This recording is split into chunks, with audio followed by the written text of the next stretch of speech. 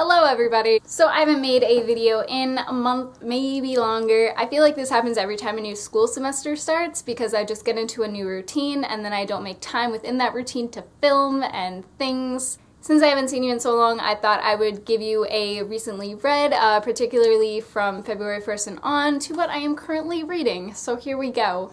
I've read 3 graphic novels so far and 3 novels, and I'm going to start out with the graphic novels because, strangely enough, I think I have more to say about those than I do about the novels. The first one that I'll talk about, I know a lot of people have read within this month, Saga Volume 4.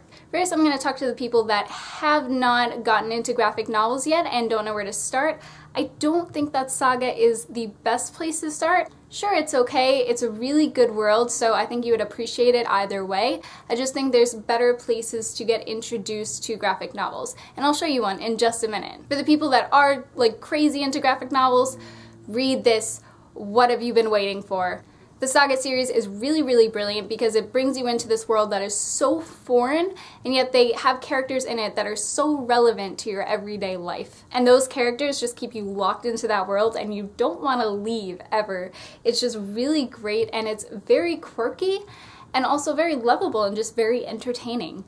I love it. The Saga series is absolutely brilliant. For the people that have read the Saga series but haven't gotten to this one yet, I will tell you that this specific one is different from the other volumes. You still have the same characters and the same world and the same setup is happening. However, this deals with a lot more inner conflicts. Prince Robot and also the 2 main characters are having inner conflicts, and you get to know these characters so much better. And while there's not as much action, there is a lot of setup for the action that'll take place in Volume 5. So if you are interested more in those action-y parts, don't worry, that's coming up. But the inner conflicts within this one just makes everybody so much more relatable and makes the story so much more powerful, I think. 5 out of 5 stars, totally brilliant. The one-liners in here are perfect.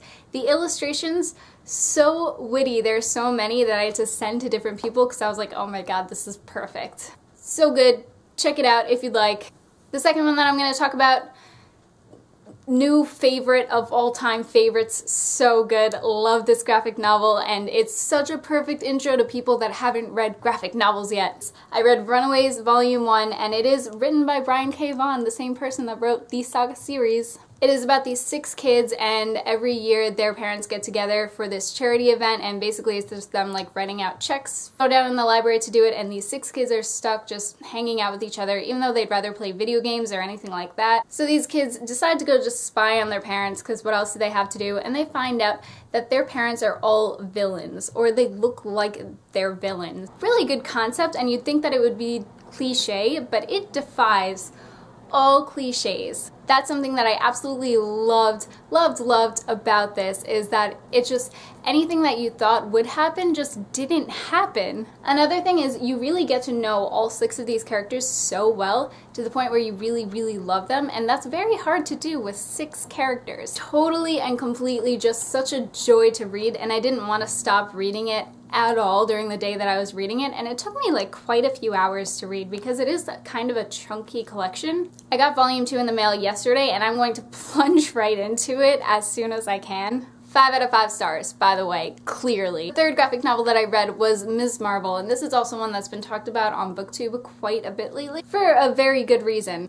Ms. Marvel is about Kamala. She lives in New Jersey. She is an American Pakistani girl. Her home life is very conventional, and her parents wanted to stay that way, and she wants to go out and hang out with her friends at night, not do anything crazy. She just wants to hang out with her friends and have fun all the time. She wants to be not her. She wants to be more like Captain Marvel, who's like blonde and beautiful and saves the world all the time. She gets the opportunity to become Captain Marvel, and she realizes that it's not all it's cracked up to be. But strangely enough, she does still go with it, and she still is prepared to take on this upward battle of superheroism, basically.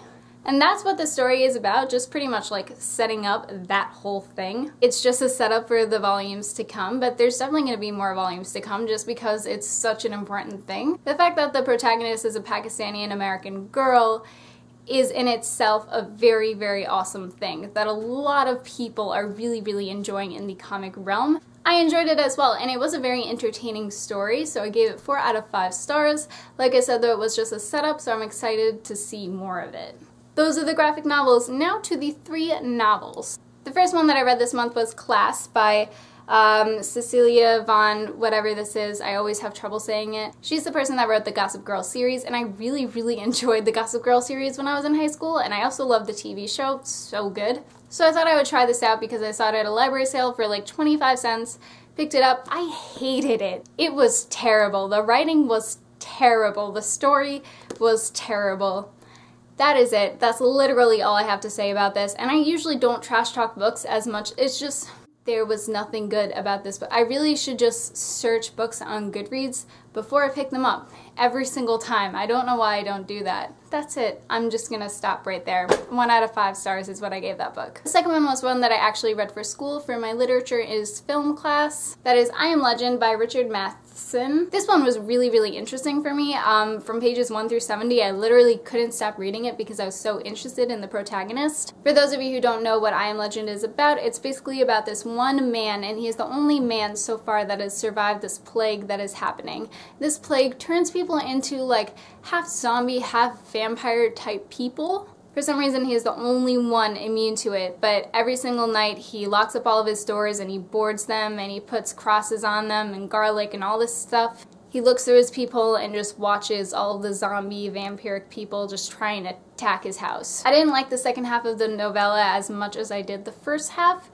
Reason being is I found the protagonist not to be a very likable character. Robert, our main character, is very well built, and I think that's the reason that I didn't like him, is like he was well built to make me not like him. He was this grumpy old person, but there was reasons for it, which I did appreciate. This is a very well written novella, especially the ending. The ending is very powerful, and it's like, wow, what are we as humans? I can tell why we're studying this. It's really very brilliant towards the end, and I gave it 4 out of 5 stars. Tonight, actually, I'm going to my literature as film class, and we are watching the movie. I'm gonna bring snacks. I'm excited about it. The adaptation that we're watching, though, is the one with Will Smith, and I can tell it is going to be completely different than the book. The last novel that I read was We Should Hang Out Sometime by Josh Sundquist. Funny story about this novel, so I first saw it in Barnes & Noble, and I was like, oh, that's such a cute looking book. And, you know, I really just liked how it looked, and it was overpriced because it was Barnes & Noble, so I was like, I'll wait and get it on Amazon. Completely forgot about it until a few weeks later when I saw the author on Josh Helbig's channel, on Grace Helbig's channel. I'm gonna put down that video and also the link to his YouTube channel because he makes YouTube videos. The author is a motivational speaker, and he has one leg.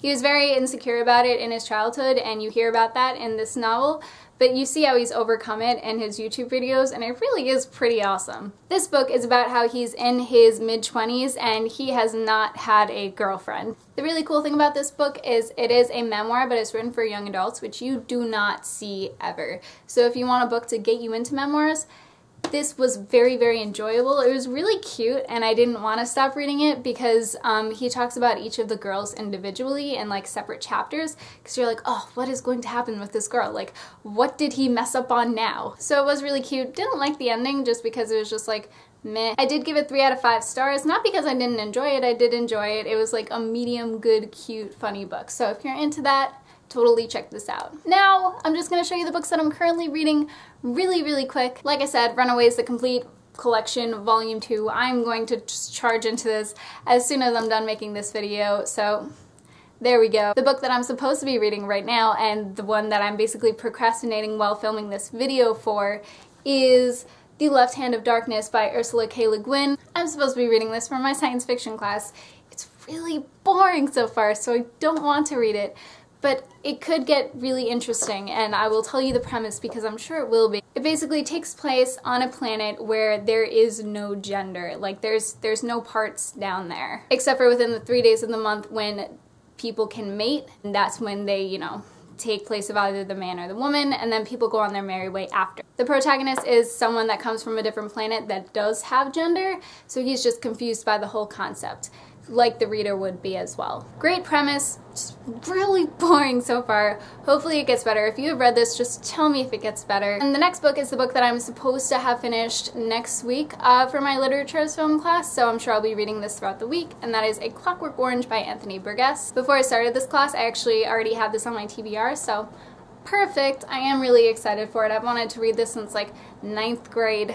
And that is it. Please tell me what you guys have recently read / are currently reading, and let me know if you have read any of the books that I have mentioned. And I hope you guys are having a really good start to the year. And I will see you soon. Bye!